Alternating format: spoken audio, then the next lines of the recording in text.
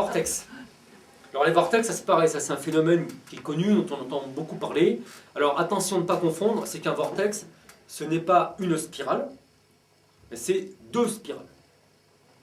Hein, un vortex, vous avez une première spirale, vous avez ensuite, il a son centre, ça part en spire, et puis vous allez avoir donc une sorte de lien, et puis vous allez avoir une autre spire de l'autre côté. Une montante, une descendante, c'est ça? Non, parce qu'elles tournent toutes les deux dans le même sens. D'accord. Ouais.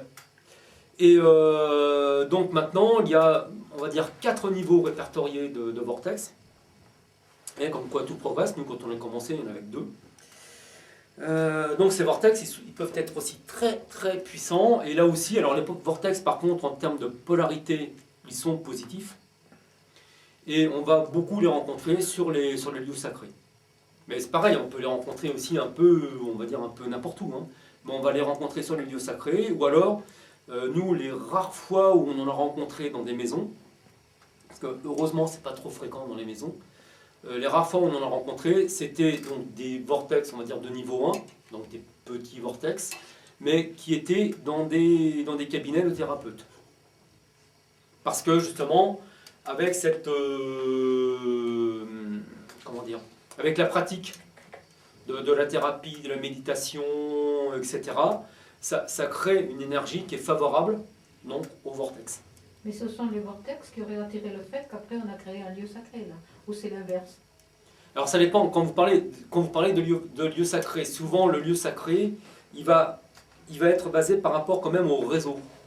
Donc ça veut dire qu'on va se retrouver avec une configuration particulière de réseau, notamment avec des croisements importants de réseau Curie ou de réseau Perret, et le réseau Hartmann, toujours présent bien sûr. Donc on va se retrouver, vous verrez tout à l'heure donc le plan d'une collégiale, où on se retrouve avec des croisements particuliers, voire des croisements sur des croisements, donc il faut vraiment aller chercher quand même, un croisement qui se retrouve par exemple tous les 300 ou 500 km, ils ont réussi à trouver ce croisement-là qui chevauchait un autre croisement. Et là, effectivement, là vous avez des vortex, parce qu'on se retrouve avec un point particulièrement énergique, ou énergétique. Donc là, ils ont construit ce lieu sacré. Ça peut être un peu dans les deux sens. C'est-à-dire si vous êtes dans un endroit où vraiment vous avez une pratique méditative, thérapeutique, etc., très, très importante, vous pouvez avoir la présence d'un vortex. Par contre, si vous n'avez pas de croisement important de réseau, vous n'aurez pas plus de croisement important de réseau à la fin. Mais le vortex, lui, va éventuellement, vous allez pouvoir éventuellement avoir un vortex dans cette pièce. Okay. Mais en règle générale, les lieux sacrés, c'est pour ça que je vous dis, ça remonte vraiment à très très loin, les lieux sacrés ont été établis sur des lieux où il y avait déjà vortex, cheminées, parce qu'ils étaient là aussi par rapport à des croisements spécifiques. Je ne veux pas vous interrompre longtemps, mais quand il m'est arrivé d'aller au Pérou, et au Machu Picchu, comme par hasard, alors qu'on était en train de se promener avec des touristes italiens qui s'amusaient beaucoup, pas du tout connectés, ni branchés, ni quoi que ce soit, je me suis vraiment sentie à un certain lieu, où j'avais la chance d'être toute seule, attirée et complètement comme si j'étais dématérialisée. C'était magnifique d'ailleurs, hein. J'aurais bien passé ma vie à cet endroit. Donc, est-ce que c'était un vortex ou est-ce que c'était un... Mais c'était trop fort de temps. Oui. Bah, je ne peux pas vous dire, parce que là, je ne le ressens pas. Après, il y a d'autres phénomènes. Nous, depuis peu, on a rencontré d'autres phénomènes qui sont des formes de... Bon, nous, on a appelé ça canal, tout simplement. Comme si vous aviez un canal vertical. Et puis là, bah, vous ressentez des choses particulières dedans. Très bien, on se sent complètement... Oui. Ouais. Donc après, voilà, là je ne peux pas répondre puisque je vous dis, je ne l'ai pas testé. Une fois de plus, comme tu disais, la sensibilité de chacun a changé du tout au tout. Voilà, c'est ça. Et après, les vortex, bon, c'est toujours la même polarité, mais vous avez effectivement des vortex qui vont tourner donc à droite, dextrogire, et des vortex qui vont tourner à gauche, lévogire.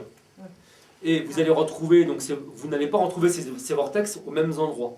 C'est-à-dire que les dextrogires qui tournent à droite, eux, vont favoriser la connexion. Donc vous allez les retrouver sur des lieux pour vous connecter au divin. Toujours pareil, quand je parle du divin, Je ne parle pas de religion particulière. C'est L'énergie universelle. C'est l'énergie universelle. Après, voilà, ce sont les mots que vous voulez. Hein.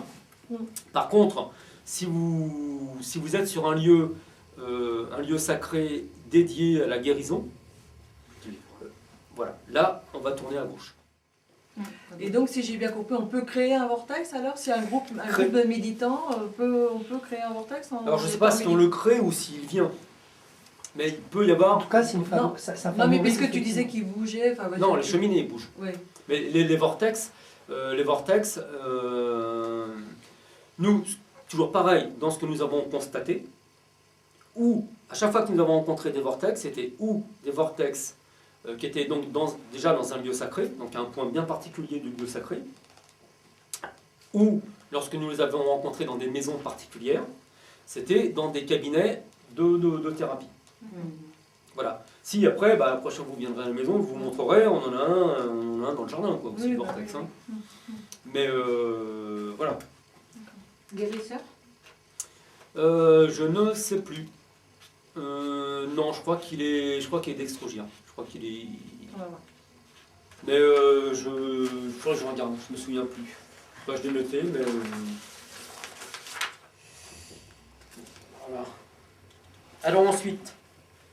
Alors si, vous allez me dire, avoir un vortex chez soi, c'est super. Ça dépend. Bah oui, parce qu'on se dit, tiens, c'est positif, super. Sauf que si vous avez un vortex un peu trop puissant, c'est comme dormir dans une église. Les personnes qui transforment les églises en habitat, c'est pas forcément une bonne idée, parce que c'est pas du tout la même énergie. Et nous, on a eu le cas, donc toujours pareil, une maison dans le Lot, eh bien les personnes nous avaient appelés, parce que depuis un an, elles avaient de grosses difficultés à dormir. Et dès qu'ils éteignaient, en fait, dès qu'ils se couchaient, qu'ils éteignaient, ils avaient l'impression qu'il y avait un moteur diesel qui tournait dans le jardin, quoi. Ce qui n'était pas le cas, bien sûr. Et en fait, on est tombé sur un vortex donc, de niveau 4, donc très très puissant. Et il développait tellement d'énergie que, je vous dis, la nuit, si vous avez un vortex chez vous, vous avez les yeux comme ça, quoi. C'est amusant de voir que l'électricité avait l'air de contrer cette manifestation. Vous dites dès qu'ils éteignaient... Ah non, c'est parce qu'en fait, non, bon, c'était pour l'anecdote, c'est qu'en fait, dès qu'ils étaient, si vous voulez, au calme, et puis dans le silence, en fait, tout simplement. Après, on va dire, cette vibration, elle était toujours là. Mais bon, quand ils se posaient pour pouvoir dormir tranquillement, bon voilà, là, on entend la souris qui marche sur le... qu'on n'entendait pas 2 minutes avant, quoi. Voilà, c'est ça. Donc ça les avait bien embêtés. Il y a moyen de réduire l'énergie d'un vortex? Alors, il y a longtemps, il y a deux choses. Premièrement, un vortex, quand il est comme ça, il a beau dégager beaucoup d'énergie, il est, on va dire, désactivé. Enfin, nous, on dit désactivé. Donc, il tourne, c'est un peu comme le moteur de voiture, en fait. Il tourne au ralenti, mais il tourne.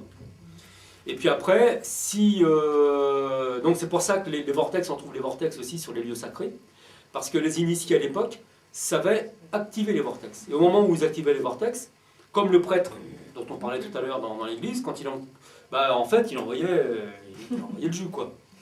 Donc on peut faire ça effectivement. Bon après, il ne faut pas le faire n'importe comment, parce que ce sont aussi des portes ouvertes sur d'autres mondes, etc. Donc voilà, il faut faire attention. Voilà. Et donc, nous, le problème qu'on a eu quand on est tombé sur ce vortex chez ces personnes-là, c'était la première fois qu'on avait un vortex de cette dimension et surtout à cet endroit, donc c'était particulièrement embêtant.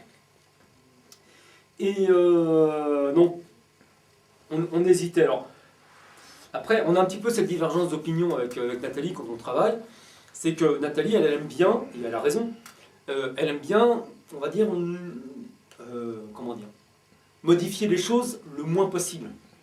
Hein.